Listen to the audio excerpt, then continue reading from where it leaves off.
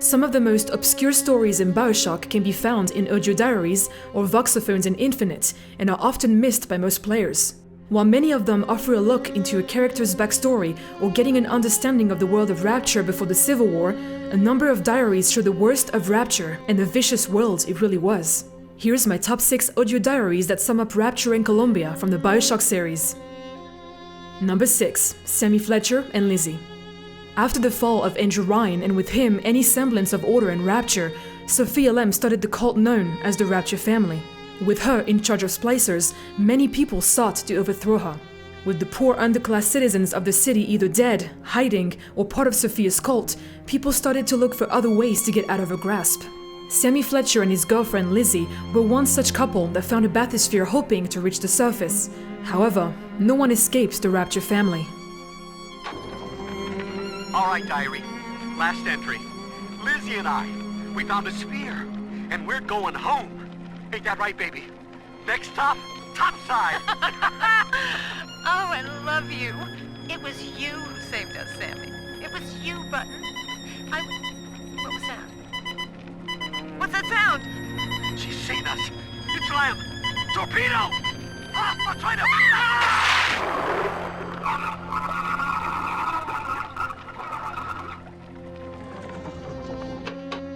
This couple's corpse can be found in the first ocean walk by a destroyed bathysphere in Bioshock 2. Number 5. Mariska and Samuel Lutz.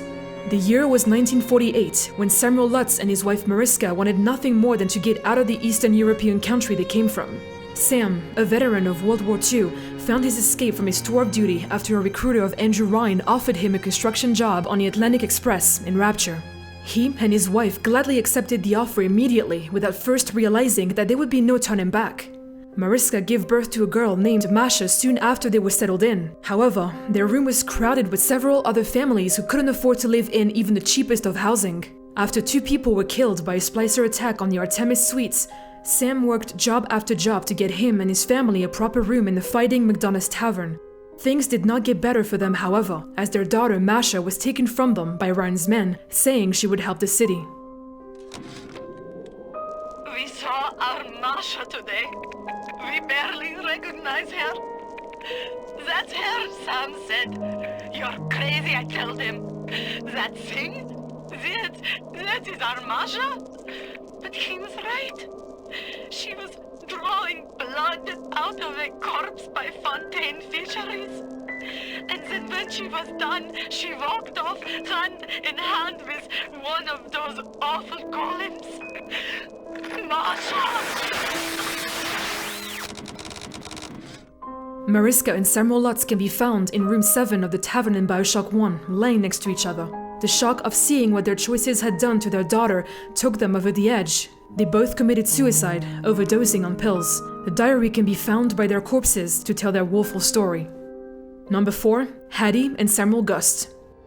Sam and Hattie had a wonderful marriage and a good life in Columbia.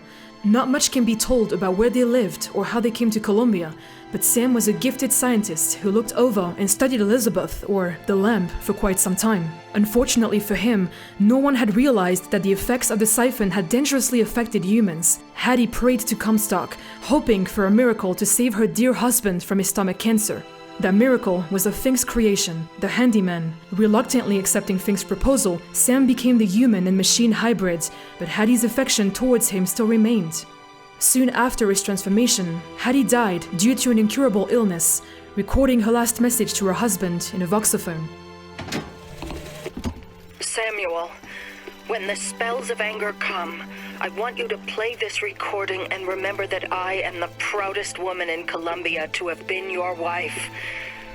They said your soul was choked by the fumes in that metal box, but this I do not believe.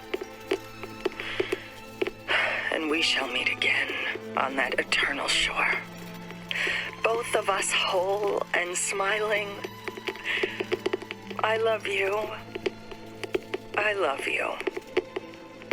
I love you.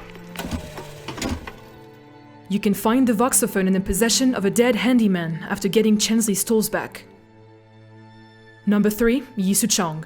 The freedom given to the scientific minds in Rapture created some of the most ingenious inventions known to man. The methods, however, weren't at all pretty most of the time. Like Steinman's descent into madness, many of the audio diaries portray a dark undertone surrounding the more successful members of the Great Chain.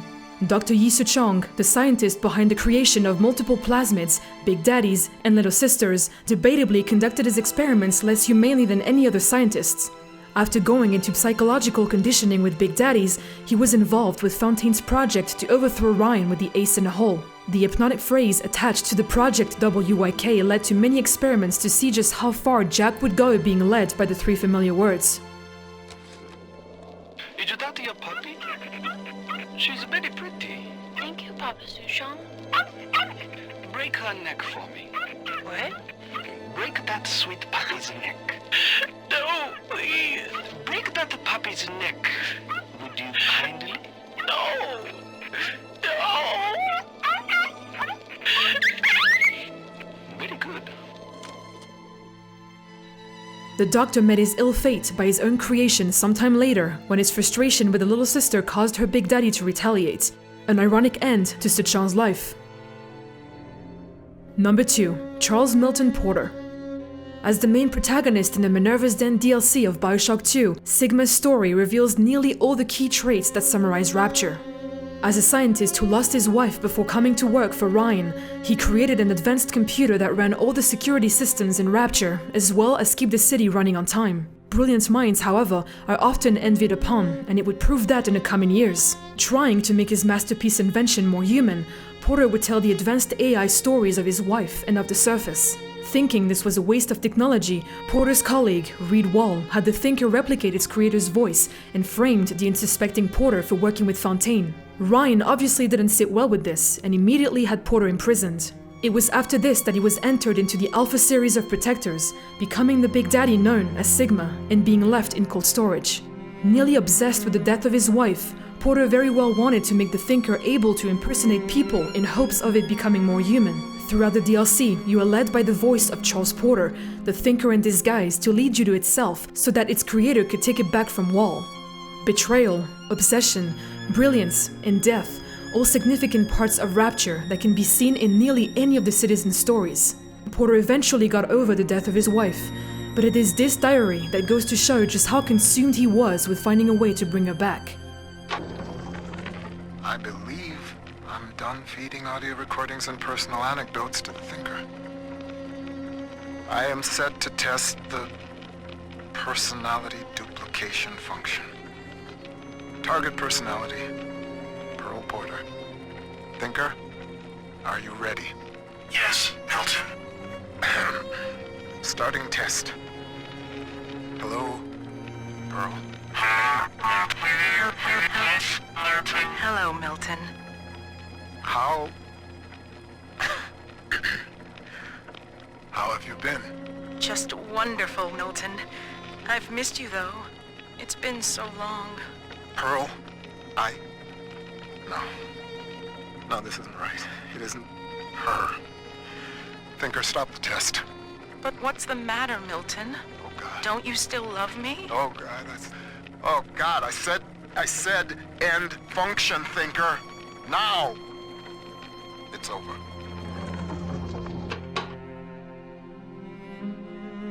Number 1. Mark Meltzer. Before the release of Bioshock 2, there was an online game to play in your web browser called There's Something in the Sea. Without going into too much detail, the game followed a man named Mark Meltzer during his investigation of several kidnappings of little girls. He would eventually lose his daughter himself and had a personal vendetta against the people behind his disappearances. The site itself had its players solve puzzles and find clues to follow the trail that would eventually lead to the finding of Rapture. This, however, didn't have any particular ending for Mark, as you would have to buy the game in order to see what happened to this character that so many people were attached to. After he took a bathysphere and discovered Rapture, he quickly discovered a world nobody could fathom. Mark met Sophia Lem shortly after finding his daughter. However, her ultimatum prevented him from leaving with her. He had to make the choice of a dying man without his daughter, or becoming something else entirely to be with his daughter again. Ask yourself, Mr. Meltzer, is it better to be summarily executed as an outsider caught within these grounds, or to be united Not just with your daughter Cindy, but with the Rapture family as well. The choice is yours. I urge you to accept the Protector program. You will live by her side and remember nothing beyond your love for her. I wasn't the first to find Rapture, you crazy bitch. And I won't be the last. You do whatever you want to me. As long as I'm with Cindy, I'm a happy man. Bioshock mesmerized me the first time I played it, and every time I replay any of the 3 games, I end up finding something I didn't before. Whether it's a few collectible items or tonics, or a new look on the history of Rapture in Colombia, I always feel as though I'm experiencing something new. Let me know which diaries are your favorites, or sum up the series perfectly. Give this video a like if you enjoyed it, that would mean a lot, and you can follow us on Twitter @IllegibleMonster, and I'll see you guys next time.